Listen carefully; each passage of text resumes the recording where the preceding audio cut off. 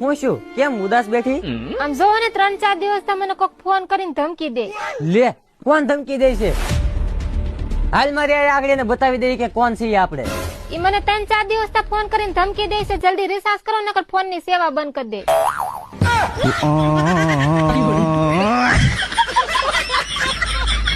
ઓય હું તમને શું કહું, તમે નાનપણમાં કેવા હતા? નાનપણમાં હું બહુ નટખટ હતો. તો હવે અત્યારે શું થયું? હવે હું હવે તો મારા લગ્ન થઈ ગયા, નટ બધા ઢીલા થઈ ગયા, ખાલી ખટ ખટ ખટ ખટ ખટ ખટ ખટ થાય. તમે કાળા હો ને એટલે મારી બેનપણીઓ મને મેણા મારે, અને હું ધોળો હોત અને તારી બેનપણી મને લાઈન મારત તો તને ચાલત? ના હો, જેવા હો ને એવા બરાબર. એટલે હોબળો છો? હું શકે હું તમને કેવી લાગુ છું?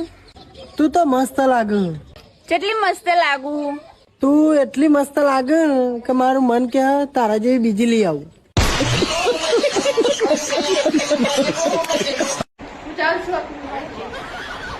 હું જાઉં છું મંદિરે. દાદા ગમે પ્રાર્થના કરી લો પછી હું નહીં આવું. હું તને બોલાવવાનો નથી જાતો.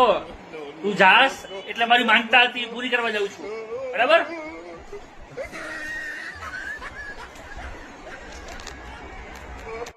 તમને શું કર્યું તું જો મારા જેવી સુંદર ઘરવાળી મળી? કાંઈ નહીં યાર, મને છે ને 10 રૂપિયા નોટ મળી હતી રસ્તામાંથી. બરાબર? એ જઈને મેં મંદિરમાં દાન કરી દીધા અને ભગવાનને પ્રાર્થના કરી કે મને એક સારી સુંદર સુશીલ છોકરી આપજો. પછી ભગવાને મારા તારી લગ્ન કરાવી દીધા. બરાબર? પછી મને અફસોસ થયો કે 10 રૂપિયામાં આવે હું આ જમાનામાં. બસ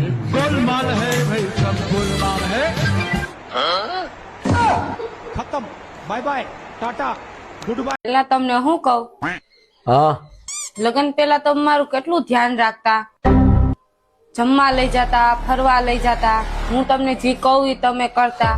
અને લગ્ન પછી નથી જમવા લઈ જતા, નથી ફરવા લઈ જતા, હું કહું એ તો કરતા જ નથી.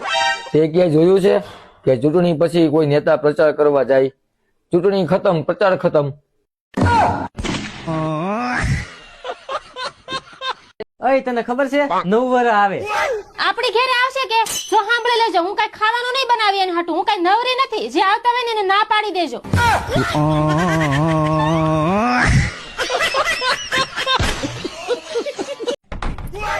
ઓય હું એમ વિચારતી હતી કે હું 2 દિવસ છે ને મારી માની ઘરે વહી જાઉં. હા વહી જા તો તારે કાંઈ વાંધો નહીં, પણ મને તમારી બળતરા થાય. તો તારે તું મારી બળતરા કરીમાં તું જા.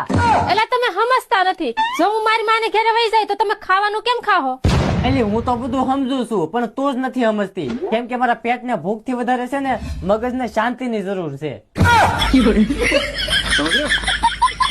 જા જલ્દી ખાય, મારા મગજને શાંતિ દે.